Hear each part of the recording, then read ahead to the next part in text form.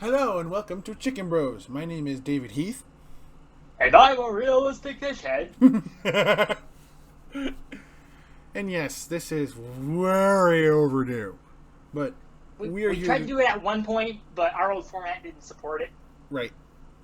And by that I mean Viacom was on our asses. Yeah.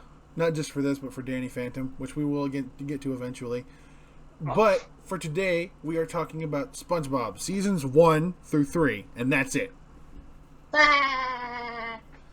Oh, man. So, if you, no pun intended, have been living under a rock your whole life, SpongeBob is an animated TV show on Nickelodeon that started way the hell back in 1999, and it's still going, surprisingly. No, it's not. No. It ended with the movie. The first one. Right, yeah, that's what I meant. Yeah, and it was great, man. It was a great show, and it had an optimistic character, and like a lot of different characters that kind of acted as like, I guess, other parts of the spectrum. Because you got Squidward, who's like a complete pessimist. Patrick, who's just kind of, But also, Patrick may be stupid, but he has a good heart. He's a good guy. Yes. And you got Sandy Cheeks, the transplant from Texas. She's a squirrel who knows karate, but is also a scientist. And you got Mr. Krabs, who's greedy and likes money. He's a parsimonious penny pincher, but he loves his daughter. Yes. And then you got Plankton, Who has a Napoleon complex to rival Napoleon. Yeah.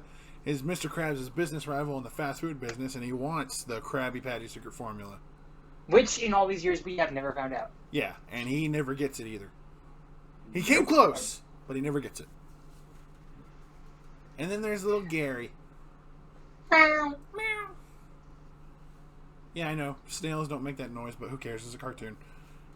Snails are cats and worms are dogs in this universe. Oh, yeah, I forgot about Rex. Say hello to my new pal Rex. Now stay, Rex. Stay. Good boy, Rex. Who's a good one? Who's a good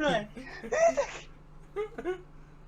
Oh, man, I feel like the only way we can do this is by talking about our favorite episodes. So, Noah, what is your favorite SpongeBob episode? Sailor Mouth. No question. I love Sailor Mouth. That is a good one. Episode. Oh, what should I say? She's a proper budget, bitch. So in that episode, enhancers, yeah, it's fancy talk. Yes. So in that episode, when taking out the trash, SpongeBob and Patrick learn a new word. They don't know what it means, and we don't know what it is because every time they try to say it, we get a dolphin sound effect. Yeah, basically, it's censored because it's a bad word. Bad word. Yeah. You'll notice when SpongeBob and Patrick unknowingly use it a lot in the Krusty Krab, people are like, oh, did he just say? Like, I thought this was a restaurant, not a Guttermouth convention. I don't understand. That guy's talented. He doesn't have to work blue. So it's not until Mr. Krabs tells them that it's a bad word that they're like, okay, maybe we should stop. And then during a game of Eels and Escalators, SpongeBob keeps losing and goes, Not me! Oh, you said number 11. And they go to tell on each other, and then they end up getting in trouble. Yeah, because then Patrick slips it out. Yeah, they both said it. They run to tell on each other to Mr. Krabs, and they both end up getting in trouble. And Mr. Krabs stubs his toe. And Mr. Krabs stubs his toe, and he starts saying all 13 swear words that it's in the. Yeah. Don't you mean there are only 7? Not if Not you're that you're going to say there. Which I swear that's got to be a reference to George Carlin's bit about swear words. Nah. The 7 words you can't say on TV that he immediately says afterwards. Yeah. Don't say them, David. Well, we swore on this show so many times. Who cares? But, yeah, if you don't know, George Carlin had a bit way back in the 80s about the 7 words you can't say on television, which are shit, piss, funk, cocksucker, motherfucker, and tits. And for some reason, when you say them in such a flowy pattern, it makes Noah laugh. Like, shit, piss, funk, cocksucker, motherfucker, tits. Cocksucker, motherfucker, tits. Cocksucker, motherfucker, tits. Dude! It's funny. We're so going to get demonetized for this. Oh, we don't even get paid for these videos anyway. Don't tell them that. Now we're not going to get any more subscribers. That's not going to affect anything. Anyway, back to SpongeBob. So SpongeBob and Patrick rush to go tell on Mr. Krabs to his mother. They say all those words. She passes out. Oh dear, my poor old heart. Oh dear mother, what have these foul-mouthed heathens done to you? You're to be ashamed, making all ladies burn with your sailor tongue. You should all be ashamed. And if you're going to talk like sailors, then you're going to work like sailors. They end up painting her house. Well, Patrick's painting the ground. And then Mrs. Krabs stubs her toe and... Yow! My foot! Mother! What? It's old man Jenkins and his giraffe. How did Mrs. K? Also, okay. Point of reference, you guys have never caught this. But every time they mention Old Man Jenkins, he always looks different. Yeah, he always looks and sounds different. It's weird. It's like there's several... I'm glad I gave up fireman. It's like there's several different Jenkinses. Or no, he's not. No, Mr. Jenkins isn't his name. That's just his Time Lord title. Oh my gosh.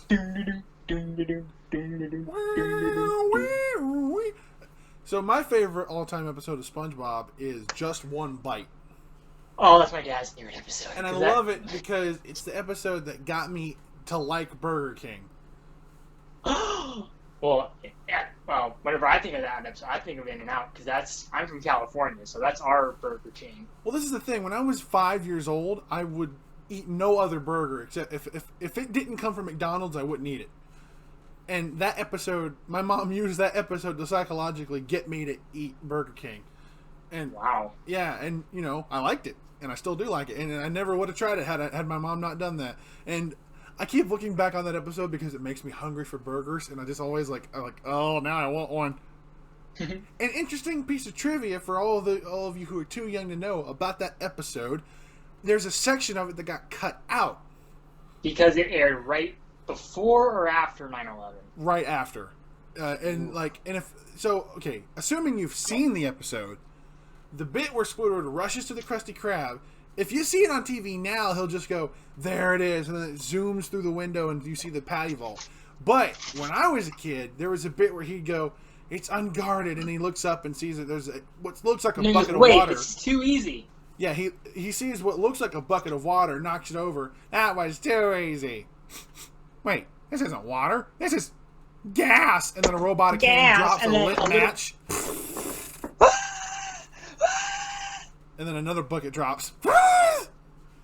And then he finds the patty vault. And the reason that was cut was because 9/11 happened, and they didn't want to encourage explosions.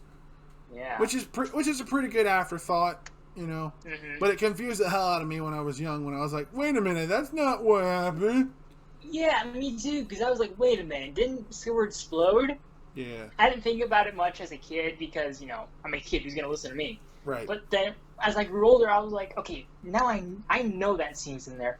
Yeah. Somewhere. Yeah. And then after some digging on the internet, I was like, oh, it was there, but they cut it because of 9/11. Oh, okay. Yeah. Now, to quote a different character from a different property, I am okay with that now. And also, a little piece of trivia, and I don't really understand this, but for those of you who own the first season on DVD of SpongeBob, I don't. You'll notice a little change that they'd made for seemingly no reason. I don't understand it. And Noah, maybe this is the first you've heard of it. The episode Employee of the Month. The scene just after those pictures of SpongeBob on the wall talk to him, and they're like a drill sergeant. Stop that kind of talk, sailor! When he stakes outside of Squidward's house, when he's like, he can't go to work if he doesn't wake up. Target sighted. The music that plays is different in the DVD than when you see it on TV. Really? Do you remember the music that plays during that scene? Like how it sounds? No, I haven't seen that episode in a long time. They don't show classic episodes on TV anymore. All they show is the new crap. What new crap? The show ended with the movie. That's true. Okay, the music sounded much on TV. The music sounded kind of like. But in the DVD, for some reason, they add that dun dun dun dun dun dun dun. Like, Hmm. okay, I don't know why you changed that. That reminds me, there's also, I don't know if this is just in my case or what, but okay, so the episode Something Smells. Right. The other part where SpongeBob's like, Patrick, everyone's running away from me. Watch. When he goes to say, hi, building, and the building moves away, for some reason, on the DVD that I have, when he does that, instead of going, hi, building, he goes, I just don't get it. Yeah, mine did that too. Then the building moves, and he says it again, either. I just don't get it. I don't either. Why did that happen? That exact same thing happened to me. I just don't get it. I don't either. Yeah, it does that twice for some reason. That must have been like some sort of like copying error that they had in the DVDs before they realized it. Maybe. Because you and I have lived on opposite sides of the U.S. our whole lives, and that happened to both of us. Yeah, that's weird. Yeah, that had to have been like an error in the DVDs. They just didn't know. Another episode I really like is, the name is escaping me. It's the one with the Alaskan bullworm. Sandy, SpongeBob, and the worm. Yeah. I saw it! It was big! It was all wiggly! And it ate everything! It's horrible! It's horrible! One thing I like, SpongeBob and Sandy are riding the worm, and it's like, this is what I call rodeo. We'll be nice and safe up here. When the worm goes off a cliff, it makes a train noise. And what's funny is you look, the worm's face changes. It goes from angry to like, It's like, oh shit. Like, and I'm falling. And another funny bit of that episode is earlier in the episode, Patrick says, we should take Bikini Bottom and push it somewhere else. And they actually end up doing that. Push! And they get to that canyon where the worm ended up, and the worm falls on them, and the worm goes, ouch. And then a guitar or country riff plays. Ouch. Who I need to say it. I also like the episode Pressure. That's the long, tan, and handsome episode, right? No, that's Oh no, Pressure. that's the Chaperone. That's the hydrodynamically designed. Yeah, that's the one where SpongeBob and Sandy keep battling out for who's best at shit. I bet they can't eat a Krabby Double Deluxe in one bite. Even I wouldn't do that. Theoretically, Sandy could probably do it because she is a squirrel. They don't call me Cheeks for nothing. Yeah, the only thing stopping her was the helmet. Thank you.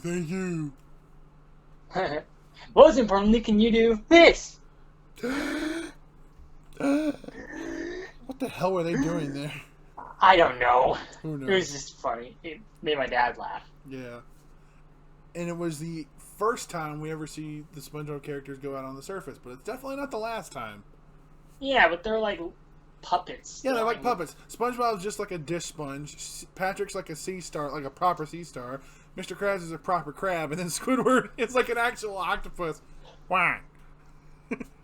I lost my trucks. Hi, SpongeBob. And then Sandy, looks like a squirrel, but with a fish helmet on. And she beats the crap out of some seagulls that are attacking SpongeBob and them.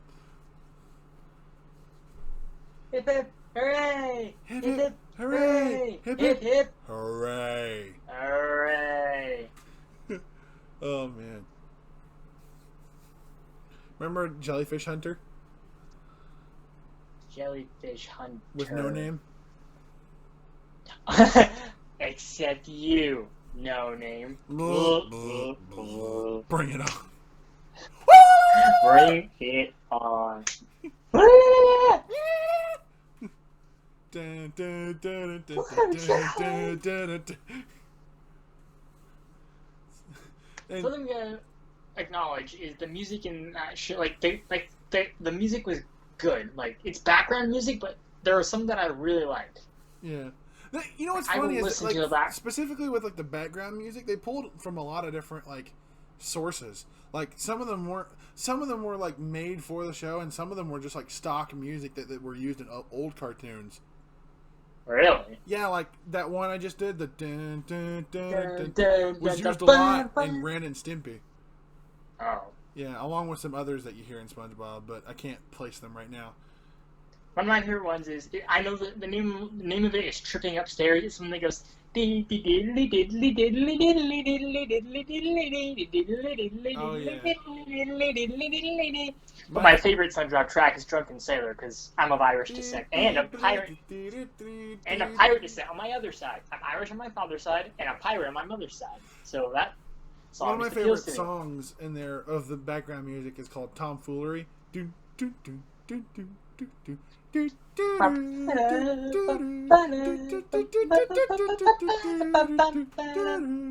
know, anyone watching who's our age will probably have like nostalgia unlocked from us doing this. Oh, by the way, one of the most people say, "Oh, you can't listen to pictures." Look at a picture of Mr. Krabs' legs walking, and you'll know the exact sound. Yeah, we can't even replicate it. Nope. Also, you can't hear pictures. Look up a picture of Mr. Krabs' eyes zoomed into the picture from the pilot. The smelly smell, the kind of smells. Smelly smell, it smells. Smelly. Anchovies. Wow. Anchovies! Anchovies! Speaking of music, they used a Tiny Tim song in that episode. Not that one. Not that one, but...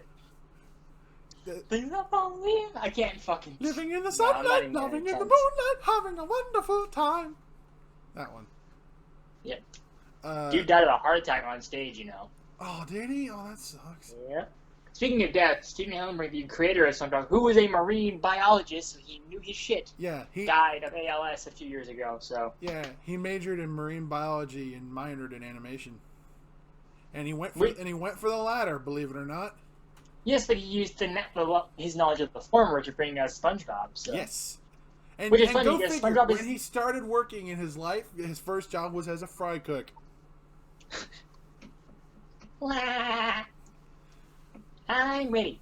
And I have to say, like, in all seriousness, Steven gave us a great show when he did, and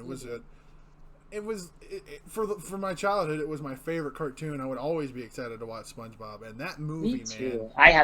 I had so many DVDs growing up. That movie, man. That movie was so good. I legit. We've done that review before, though. Yeah, I know, but I'm just saying for the sake of this video, because this is about SpongeBob. Like, I legit have never been more excited for a movie than when I was excited for that one. And I damn near cried during that lamp scene. Yeah, oof. I was like, no. And I was like so excited. So you turned into Mark Wahlberg from that one movie, then? You mean Mark Wahlberg? That's what I said, Mark Wahlberg. Yeah, but you said from that one movie, but like that's basically just Mark Wahlberg. What? No. No. But yeah, SpongeBob was a great show. It'll be greatly missed. Noah, what should we rate this? One of my least favorite characters in SpongeBob is actually Squidward, because I don't like jerky characters. They make me mad. But I liked it when he realized how much of a jerk he was, like in Fools in April, the Christmas episode. Pizza delivery. But what would you rate this show, Noah? 10 out of 10 bubbles. 10 out of 10 bubbles. And I will try again. No, don't give that away. That's post-movie. No. A stove is a stove, no matter where you go. That's a great song. A sad episode, but a great song. Yeah. I love SpongeBob. Well, we'll see you guys next time on Chicken Bros. Okay.